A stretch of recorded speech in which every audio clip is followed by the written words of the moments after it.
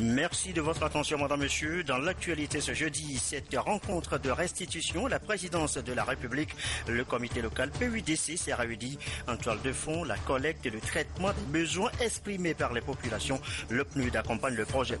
La première session ordinaire du tout nouveau Parlement du Burkina Faso, elle a eu lieu hier, mercredi, à Ouagadougou. Une rentrée en présence de plusieurs délégations étrangères. Le Togo y était représenté par le président Dramani et sa délégation, signe d'amitié et de soutien aux nouveaux élus du Burkina. Enfin, on n'arrête plus d'en parler. Les primaires américaines avec la voix qui se dégage irrésistiblement pour le milliardaire Donald Trump, son rival républicain dans la course à l'investiture, le célèbre neurochirurgien Ben Carson devra jeter l'éponge. Et voilà qui s'annonce le duel Trump-Clinton. Qu'est-ce qui différencie le milliardaire de l'ex-secrétaire d'État? Élément de réponse dans cette édition. Voilà, madame, monsieur, le sommaire, bienvenue et bonsoir à tous. L'axe Lomé-Le Caire, le vent en poupe. Illustration avec les échanges ce matin, la présidence de la République. Le chef de l'État a reçu un émissaire de son homologue égyptien, Ibrahim Malab, c'est son nom. Il est conseiller en développement stratégique. Il est venu transmettre les vœux chaleureux de son président au chef de l'État. Mais les deux hommes ont plus évoqué des questions d'agriculture, la santé, la défense. Les précisions de l'émissaire égyptien sur des propos recueillis par Prudence Zéchou. J'ai transmis les vœux du président Abdel Fattah el-Sisi et on attend son excellence qu'il sera notre visiteur en avril. Et j'ai transmis les meilleurs vœux et on a discuté les relations bilatérales entre les deux pays, l'Égypte et le Togo. Ce que se passe au Togo est remarquable. Il y a vraiment des grands pas de développement permanent dans le domaine de l'infrastructure. Nous avons la foi que l'Afrique, pour nous, il y a un grand retour de l'Égypte vers l'Afrique parce que c'est l'histoire et l'espoir. Ce que se passe, ça va ouvrir beaucoup des opportunités pour la jeunesse. Ce que j'ai visité aujourd'hui, l'aéroport, le nouveau aéroport, c'est quelque chose. Ça sera un aéroport clé pour l'ouest de l'Afrique. Encore le port de Lomé, c'est quelque chose qui est un port automate et vraiment ce sera le portail pour beaucoup de pays où vraiment c'est quelque chose de très moderne. Ce qui se passe dans le domaine des routes, dans le domaine de la construction, c'est très remarquable. On a discuté encore la coopération dans tous les domaines agricoles, santé, défense, et je pense que c'est une visite très appréciée et je remercie de tout mon cœur le président, le peuple togolais pour la réception chaleureuse que j'ai reçue, et je pense que cette visite ça sera un pas pour fortifier et pour les relations entre les deux pays, l'Égypte et le Togo. Justement, M. Ibrahim Malab, par ailleurs ancien Premier ministre d'Égypte, a joué un rôle déterminant dans le renforcement des relations entre Lomé et le Caire. Il a été décoré ce soir par le chef de l'État. Nous reviendrons en image sur cette cérémonie. À la présidence de la République encore, cette rencontre, nous l'annoncions tout à l'heure en titre, rencontre de restitution des missions de collecte de données sur le terrain auprès des populations. Il vous souvient, des besoins urgents avaient été exprimés à la base, besoins en eau, en électricité par exemple. Ce sont donc ces besoins qui remontent pour leur traitement dans le programme d'urgence de développement communautaire PUDC. Le PNUD a réitéré son accompagnement. Prudence Zéchou.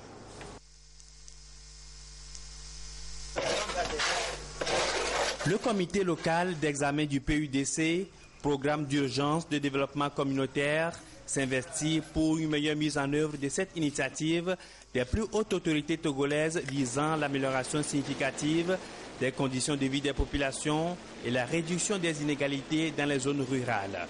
Après l'étape de recensement des besoins prioritaires des populations, les résultats font ici objet de restitution entre partenaires et acteurs techniques des différents ministères impliqués dans la mise en œuvre du PUDC qui va mobiliser sur 3 ans 155 milliards de francs CFA.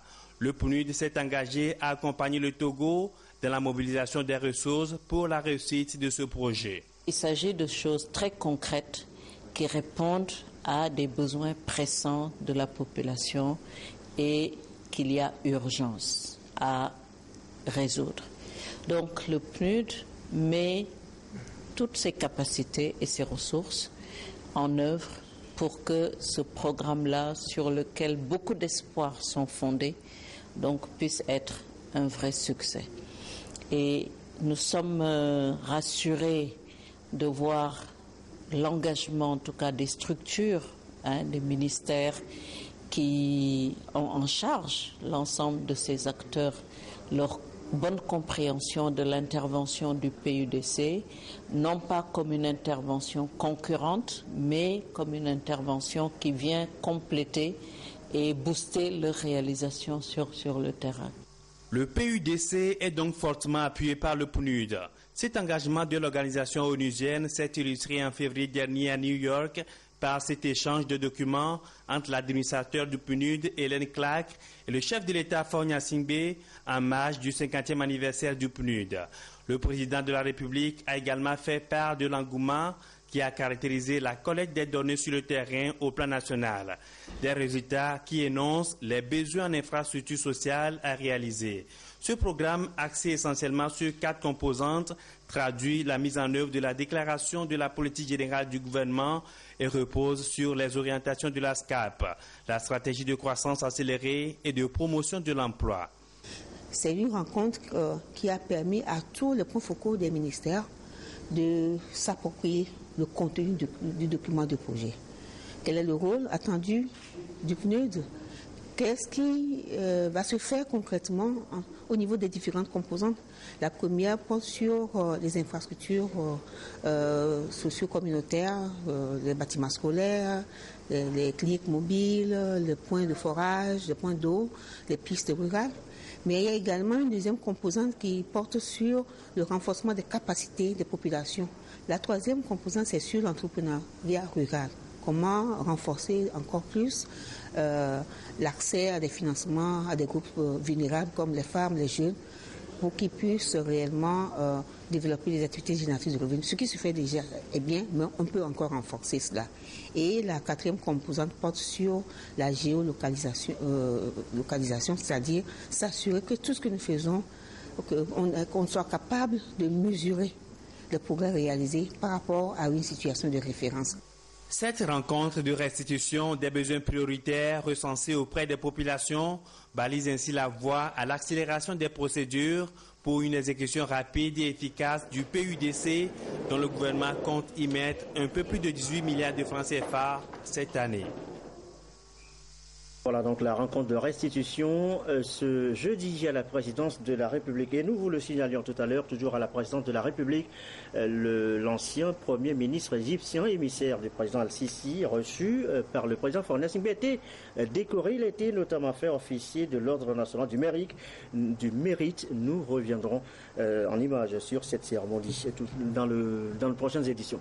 Nouveau siège, nouvelle législature. Les élus du Burkina Faso ont fait leur entrée première session ordinaire de l'année tenue hier à Ouagadougou. Plusieurs délégations étrangères ont pris part à cette séance inaugurale. Parmi elles, celle du Togo, conduite par le président Dama Dramani, allait manifester l'amitié et le soutien du Parlement togolais. Le compte rendu de Dela Abou.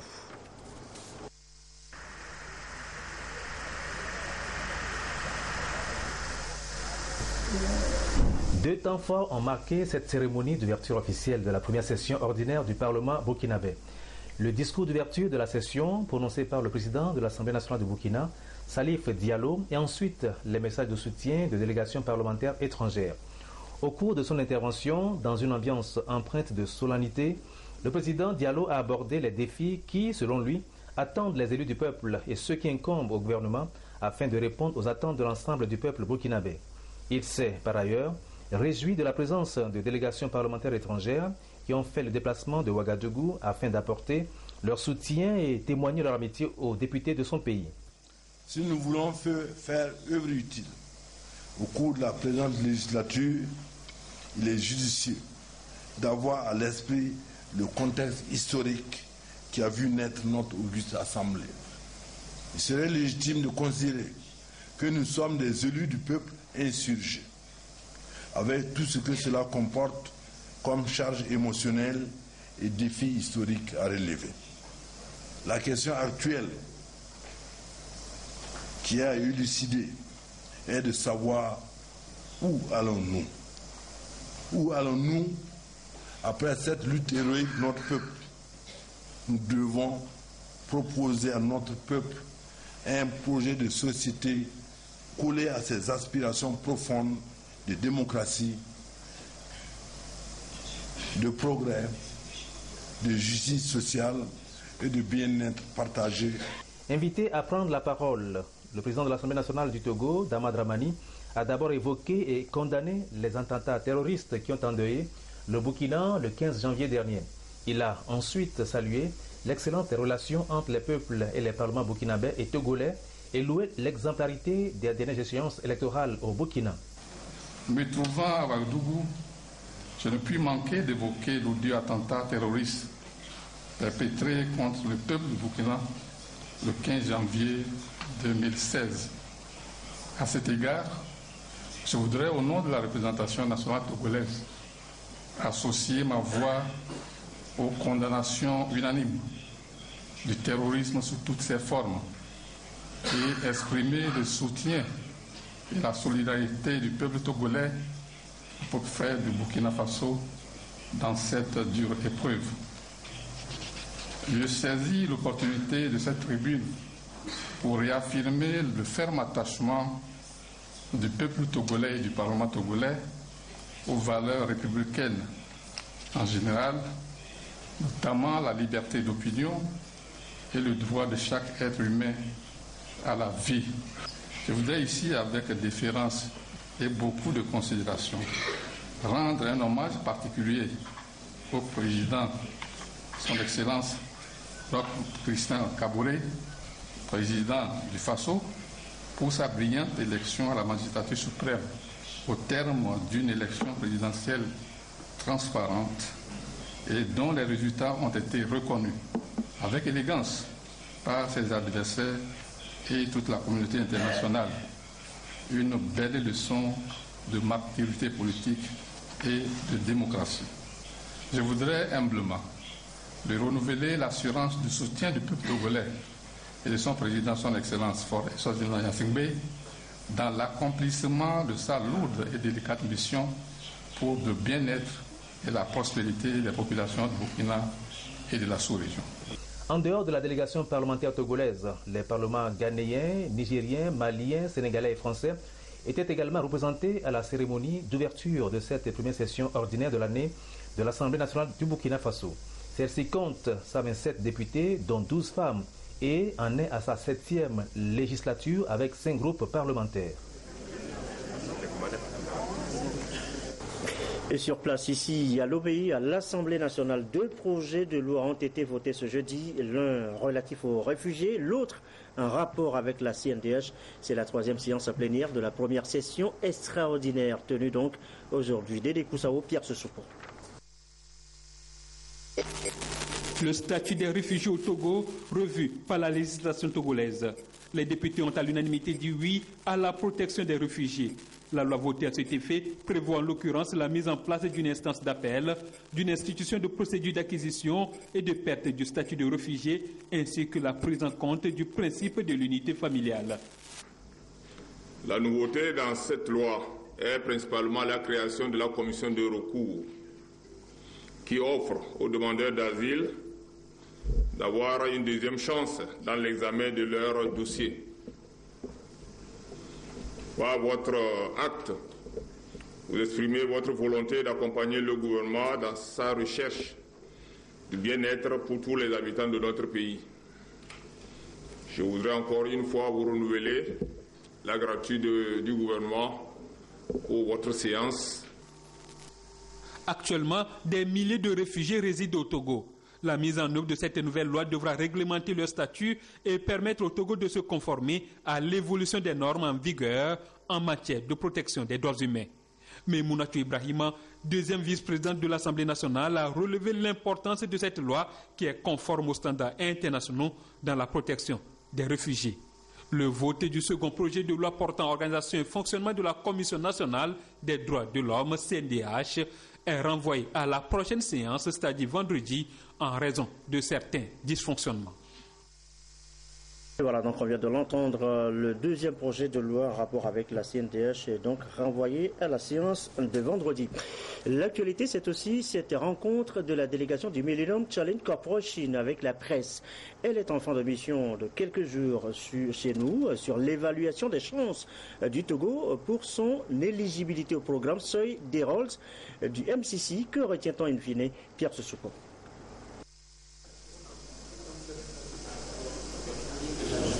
Après les institutions de la République, les sociétés d'État et les organisations de la société civile, la délégation du Millennium Challenge Corporation était face à la presse. Une rencontre pour faire le point de sa mission au Togo. Une visite presque à terme et dont les résultats laissent entrevoir de bonnes perspectives pour le Togo, vu son parcours à l'éligibilité au programme de Seuil Threshold du Millennium Challenge Corporation. La délégation a jugé les performances enregistrées par le Togo encourageantes. Toutefois, des efforts restent à faire, les réformes doivent se poursuivre et s'étendre en vue de libérer davantage le potentiel économique du pays. Et puisque la volonté politique est réelle, manifeste et engagée, le MCC promet son assistance multiforme. We are here this week to congratulate the government of Togo on its selection and to begin the technical work that is associated with developing this new program. Le gouvernement sera appuyé et aidé avec notre délégation également. Nous aurons une équipe d'experts de notre part et une équipe du gouvernement togolais qui travailleront ensemble pour pouvoir soutenir ce que le Togo a commencé par faire en vue de pouvoir améliorer les indicateurs.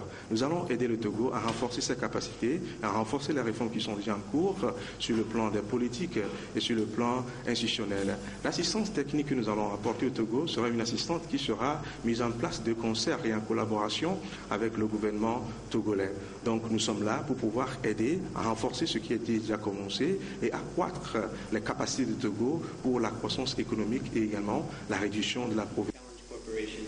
In order to help move Togo forward on its journey towards better policy performance and ultimately faster economic growth and poverty reduction. Pour espérer être admissible à une subvention plus importante, il est recommandé au Togo de renforcer davantage sa performance.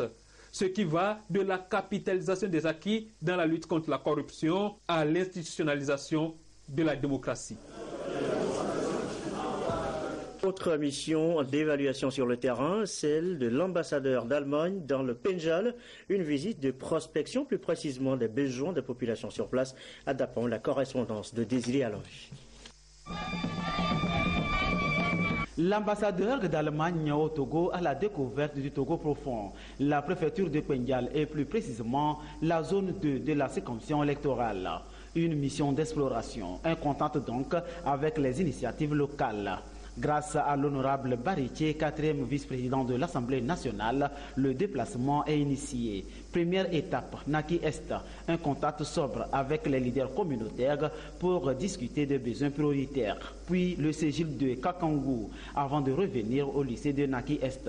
Problème évoqué ici, l'insuffisance de bâtiments, de matériel scolaire et l'outil informatique. Ogaro et Nakwantongu, 4e et 5e étape pour finir avec Natare et Osogou. Dans toutes ces localités et pour accompagner le gouvernement togolais des compléments de forage, de bâtiments scolaires et appuis sanitaires.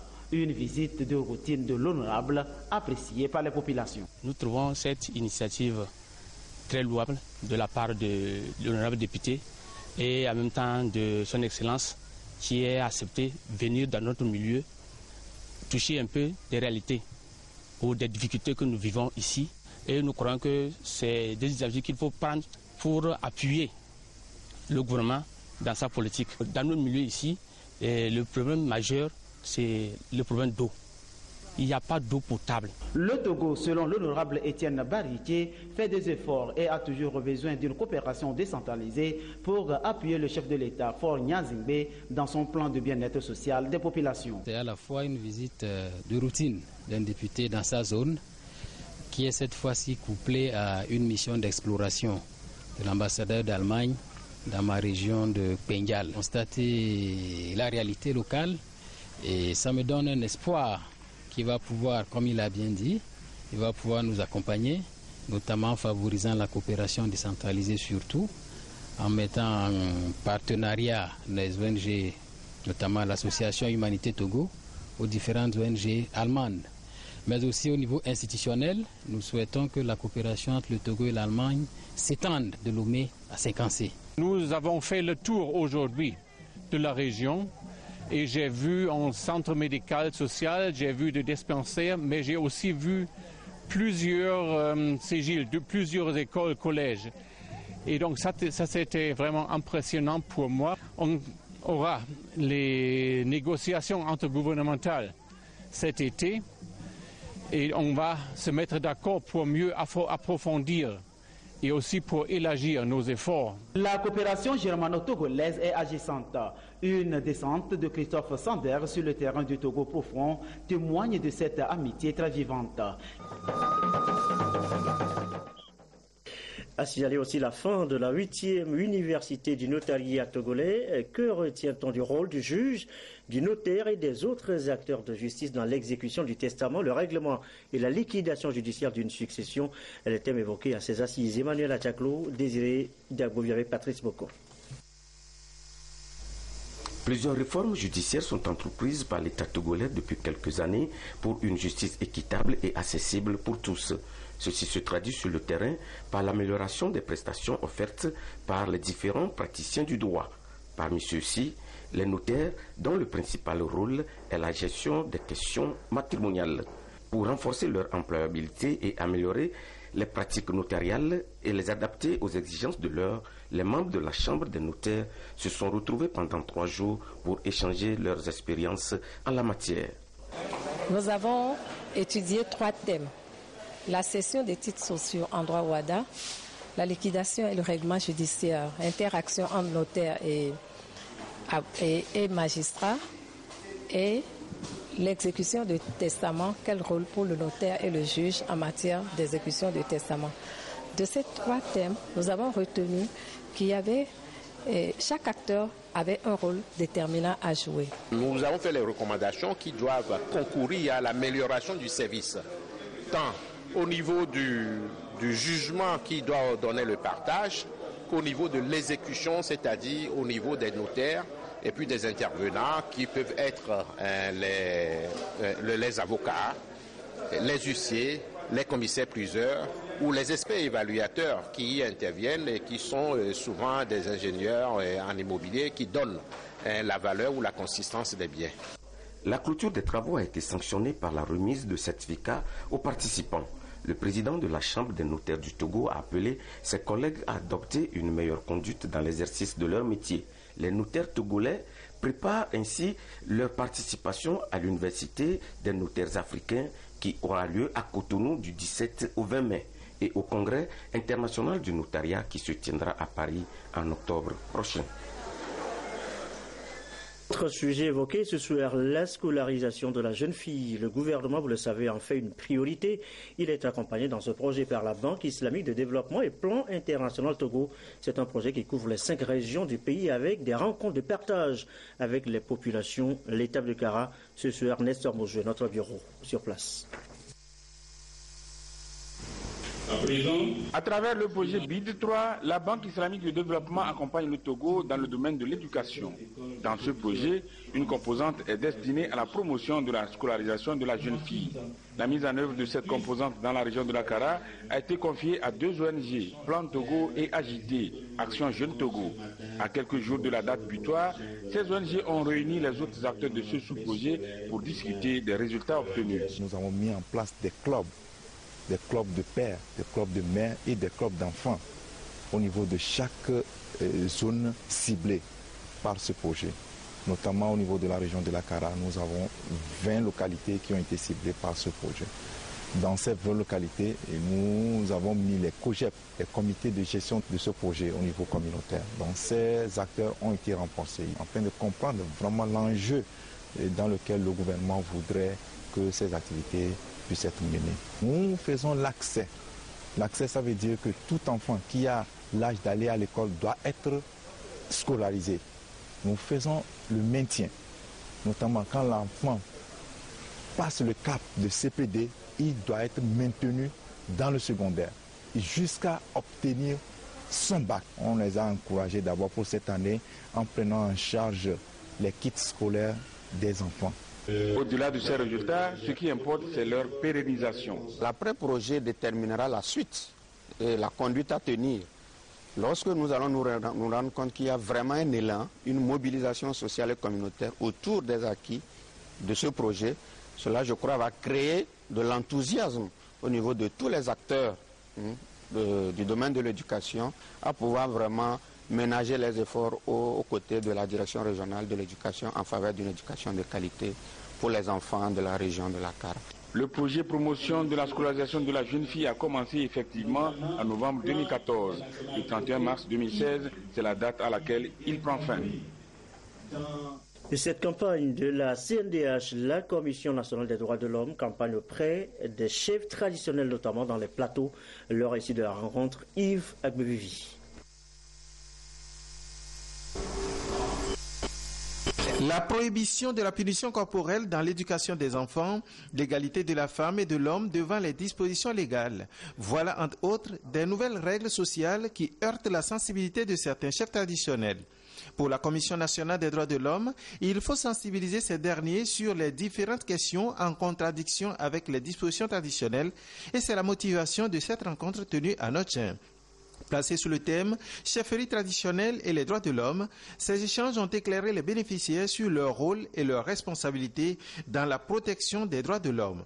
Une rencontre importante quand on sait que des pratiques préjudiciables aux groupes sociaux vulnérables sont encore de vigueur dans certaines communautés. Les mutilations qui ont cours sur tout le territoire national, il y a le trafic des enfants, il y a la garde des enfants dans certains lieux que nous appelons des couvents. Mais cette garde ne respecte pas les droits fondamentaux de la personne humaine. Or, malheureusement, c'est les chefs traditionnels qui sont le plus souvent sollicités pour régler le contentieux qui oppose tel ou tel de nos concitoyens. Donc, dans la gestion des problèmes récurrents et quotidiens, le chef est au centre de cette préoccupation-là et nous avons voulu donc échanger avec les chefs traditionnels de la région de Hao sur comment procéder pour respecter les droits des uns et des autres. Créée par la loi du 9 juin 1987 comme mécanisme national de promotion de la protection des droits de l'homme, la CNDH veut également, à travers ces échanges, se faire connaître davantage et à cet effet, les chefs traditionnels ont chacun reçu un dépliant sur l'institution. À l'étranger, les primaires américaines, la fin de l'aventure pour Ben Carson, le célèbre neurochirurgien. Il devrait jeter l'éponge et abandonner la course à l'investiture pour la Maison-Blanche.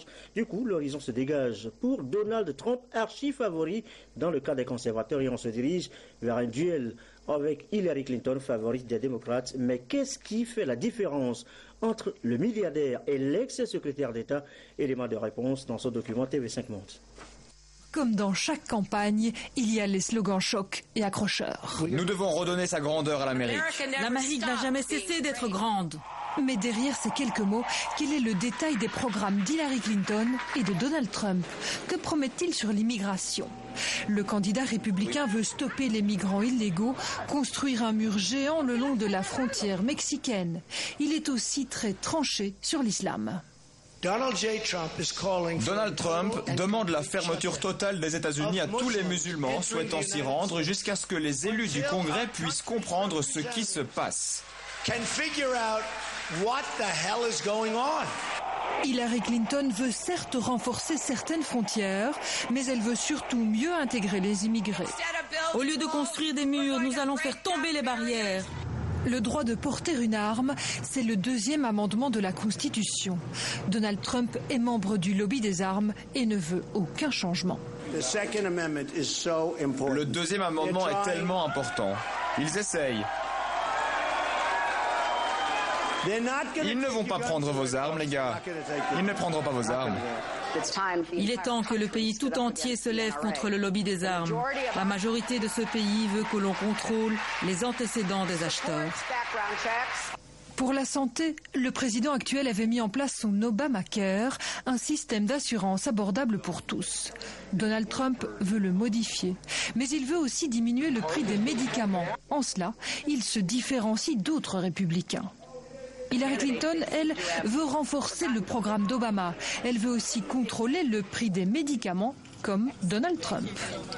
Autre sujet polémique aux États-Unis, l'avortement. Hillary Clinton est pour. Par contre, Donald Trump reste flou. Dans le passé, il soutenait les femmes qui avortaient. Mais il va devoir se positionner. Et il pourrait encore étonner, d'autant plus qu'il tente de plus en plus de rassembler. Je suis un rassembleur. Je sais que certains auront du mal à y croire, mais croyez-moi, je suis un rassembleur. Sur certains thèmes, les candidats restent encore vagues. Ils devront encore clarifier leur programme dans les prochains mois. Et du sport maintenant, et du Claude Ama, tout craché. Bonsoir monsieur. Bonsoir Jason.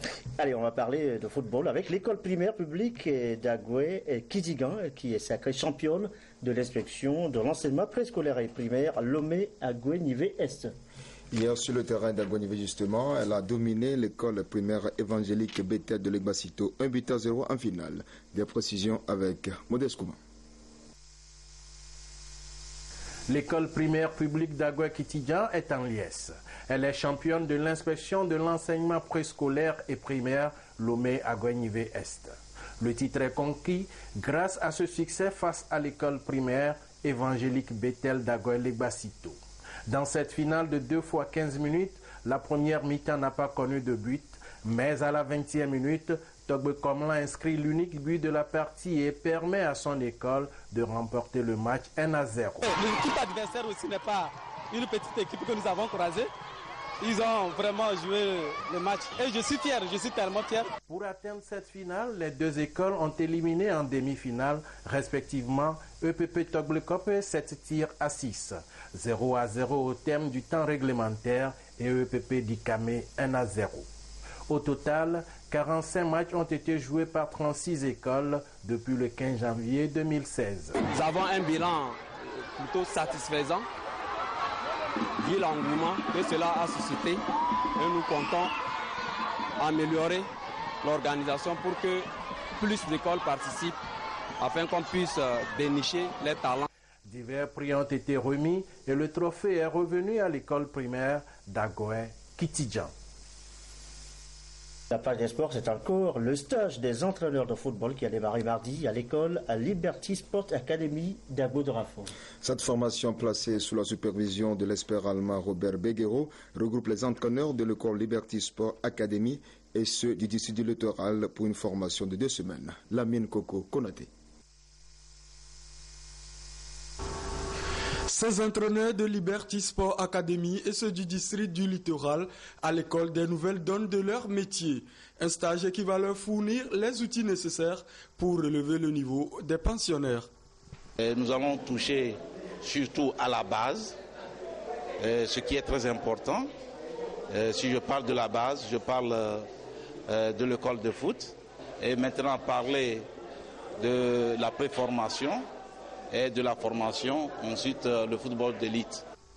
Tous ces modules seront décortiqués sous la houlette de l'expert allemand Robert Beguero, ancien entraîneur de Borussia Mönchengladbach, où avait évolué l'ex-international togolais Salou Bachirou. En Allemagne, toutes les équipes, tous les clubs ont leur propre philosophie. Ça veut dire, je ne veux pas changer la philosophie de Tchakala ici en 3 semaines, ce serait fou. Je vais observer les joueurs qui sont très très talentés. Peut-être on peut les donner la chance. Les bénéficiaires, eux, n'entendent qu'une chose, en tirer le maximum de profit. On a travaillé devant lui, il a aimé. Maintenant, c'est à lui de nous apporter son plus, c'est à lui de nous enlever ce qui n'est pas bon, d'ajouter ce qui reste pour que nous donnons un petit pouce à nos pensionnés. Nous aussi on va apprendre de lui, lui aussi va apprendre de nous, c'est ça qu'il nous dit. Donc ce stage-là, il est bienvenu. Nous sommes centre de formation. On a pris des clubs. Maintenant, on est dans le domaine de formation. On devait apprendre beaucoup de choses concernant le football et la formation des jeunes au centre. Cette formation théorique et pratique s'achève le 18 mars et le tout sera sanctionné par un match d'exhibition entre les entraîneurs et les pensionnaires. Voilà donc pour la page des sports. Dernière information avant de boucler cette page avec vous, Claude. Gerson, tout juste pour informer les amis télésportifs que Alfred Colani et ses invités seront au rendez-vous de Direct Foot à samedi. Au menu, Manchester City, Aston Villa. Merci beaucoup Claude Ama. Ce communiqué avant de refermer cette édition du soir, communiqué du gouvernement qui informe la population togolaise que la traditionnelle opération citoyenne Togo Propre organisée tous les samedis, les premiers samedis du mois aura lieu le samedi 5 mars 2016 de 6h à 8h sur l'ensemble du territoire national. Il invite à cet effet les autorités locales, notamment les préfets, les présidents des délégations spéciales, les chefs cantons, les chefs de village et de quartier ainsi que les syndicats, les comités de développement de villages et des quartiers, les associations de protection de l'environnement à prendre les dispositions nécessaires pour assurer l'effectivité de cette opération. Les responsables des administrations publiques et privées sont également priés de mobiliser massivement leurs agents afin de contribuer au succès de cette journée. Allez, on va refermer cette édition du soir sur une dernière image. Nous vous l'annoncions en début de journal. Le chef de l'État a fait grand officier de l'Ordre national du mérite. L'ancien Premier ministre égyptien Ibrahim Malab reçu plus tôt en audience par le président de la République. Là, vous voyez les images de cette cérémonie. Merci à vous qui nous suivez partout. Très belle fin de soirée chez vous.